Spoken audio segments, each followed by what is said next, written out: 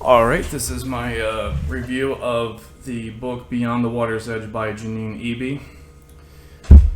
This is my checklist right here because I'm a boomer and I gotta stay organized. This will be a spoiler-free review, but there will be, well, it will start that way. And there will be spoilers at the end. So when you see this page out, that means there are spoilers that I am talking about. So let me see what I have on my checklist here. Bear with me for a minute. I have some notes I want to use here. Let's see. Sorry to keep you all waiting. Okay, so this is Janine Eby's debut novel. It was released in August of 2024. It's approximately 349 pages, and it's appropriate for ages 13 and up. The premise of the book is that there's a young lady who's graduating from high school and she finds a portal into another realm. This is a fantasy novel with like a romance subplot. And the premise, of course, is that she finds this portal into a magical world and she then enters it, and the world is called Ruina, although I'm not really good at spelling or pronunciation, so I'm not sure if that's actually the correct pronunciation or not.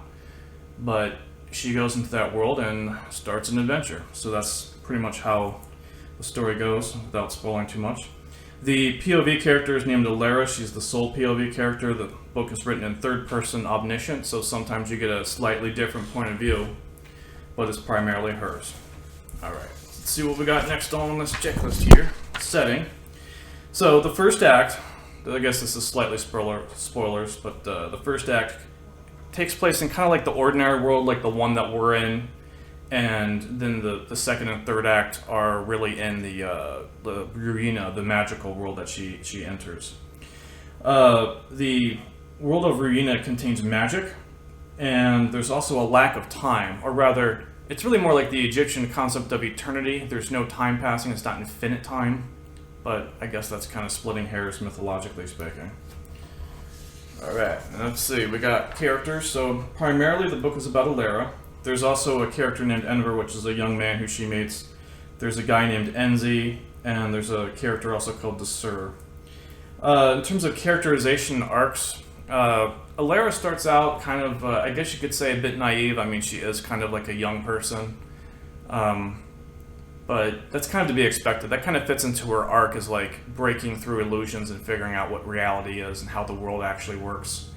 And so I guess that's really all there is to say about the characters at the moment. Now, because there is a romance subplot, I guess this is again kind of spoilery. One of the male characters, it does become, I guess you could say, well, I'll just leave it at that. It's a romance. There's a romance subplot. I'll just leave it there. Alright, now in terms of plot, there's a lot of intrigue, a lot of revelations. While this is primarily a fantasy novel, there's like mystery elements to it. I wouldn't call it noir necessarily, but there's it's some sort of like thrilling and suspenseful elements along with the mystery. There are things going on that, you know, you don't really know at first what they mean, and as the story progresses, it's kind of revealed. Let's see what I got in my notes here. The revelations that occur later in the book sort of recontextualize earlier events. And so if I had to sort of pick in a way that the book is organized or describe it, the first act is really about like discovery. The second act kind of builds up the world and the tension. And in my opinion, the third act is really where this book really shines. It's when the revelations come about. There's a lot of tension, there's some suspense, and that's really where like the plot and everything really come together. I have a lot of good things to say about the third act, in my opinion. And let's see, now moving on to themes. So this is because the protagonist is like a young person just coming out of high school. It's really kind of like a coming of age story in a lot of ways, and it kind of fits into the theme of illusion and the way that we deceive each other, the way we deceive ourselves. And I actually came up with 3 themes, and this is something I mentioned in my Substack article. Really, it's like power, illusion, and responsibility. And because this is a fantasy novel, there's magic involved. There's, of course, the notion of power. And that kind of fits into the characterization of someone who is growing up, which is that they realize they have a voice, they have the ability to change events, They have the ability to influence other people, and with that power comes kind of like the responsibility to use it well and to use it with good intentions. And there's certainly a danger in not doing so. And there's also, of course, this idea of illusion, which is, there's mysterious elements to the story, and really it's kind of like wisdom is being able to discern properly things that don't always add up, being able to see past the illusions of the world and seeing what's really going on. And it kind of reminded me in some ways, this is going to sound kind of corny, I guess, but when I was a kid, I used to play, the Legend of Zelda games, and they have like the Triforce in it, and it's like wisdom and courage and power, and like the bad guy wants the power, but like the good person wants courage and wisdom, but it's really by having the three that you actually end up being whole. And in this particular story, the character of Alara actually she gains power, she learns to use it responsibly, and she has the courage to face the truth of what she's been deceived into believing, what has been done, and facing really reality takes a certain amount of courage. So I like that particular theme. I liked how it all came together at the end. Now I've got a section here, I think, let's see, do I have, oh yeah, inside the author's studio. So this isn't that fancy show with that dude. I remember there used to be that show, was it called Inside the Actor's Studio? But this is the author's studio. So Janine is on Substack, and she writes about, what she writes about what she writes about, I guess, among other things. And one of the things that she's mentioned is that she wanted to write this book really to fight existing tropes. And I think that she did a really good job of doing that. It's hard to talk about this without spoilers, so I guess I should probably just go into that section. But I guess the other thing to mention is that Janine does have a sequel to this book. I have it somewhere, but I can't find it after I did my spring cleaning, so I don't know where it is. But I will be finding it at some point and reading it based upon what I liked about this book. Let's see. Actually, I guess that was the conclusion, which is that I like it and recommend it. And I'll put some descriptions I'll put a link to her, to this book where you can find it in the description of this video. And hopefully I get the chapters right if I'm not too much of a boomer, so you won't accidentally stumble on the spoilers. Okay, so, spoiler section. Well, first of all, Enver lies.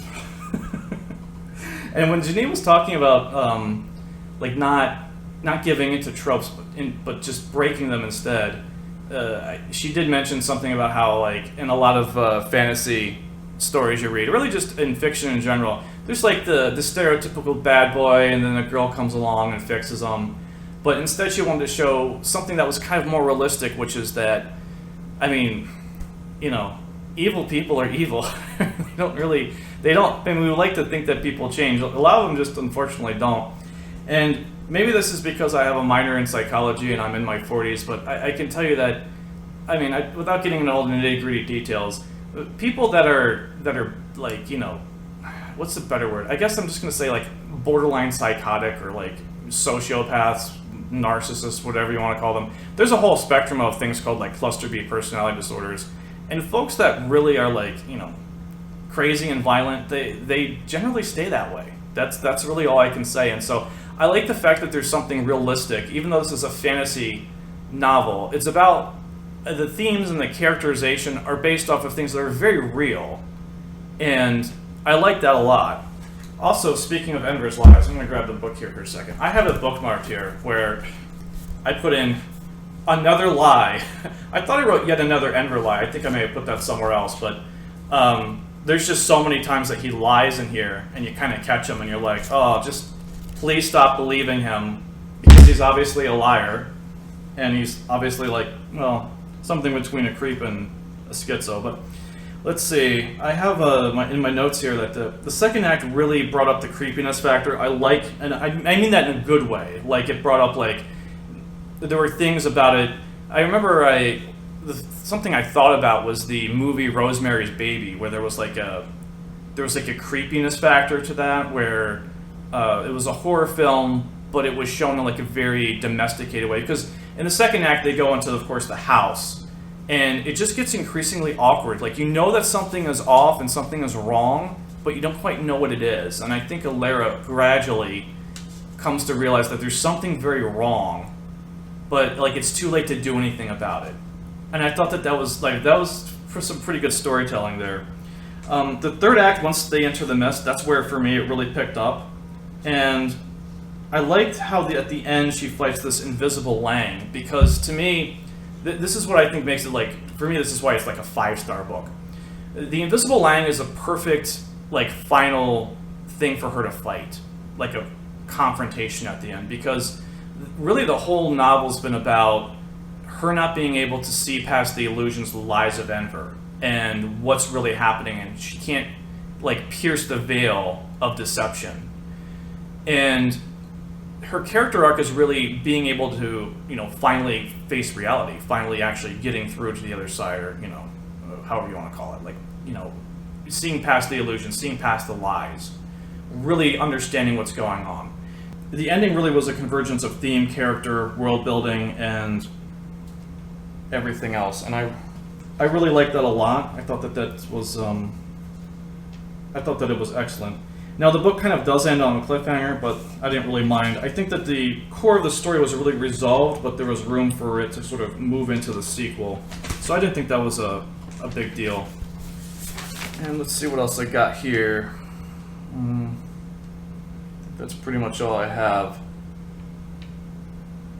Let's see, good atmosphere. I like the fact that there was no love triangle. That to me was like a win, because I was expecting that, and when it didn't happen I was like, yep, that's another trope that's been not done, And I guess that's really all I have is, So, I suppose that's the end of the review. That's all, y'all.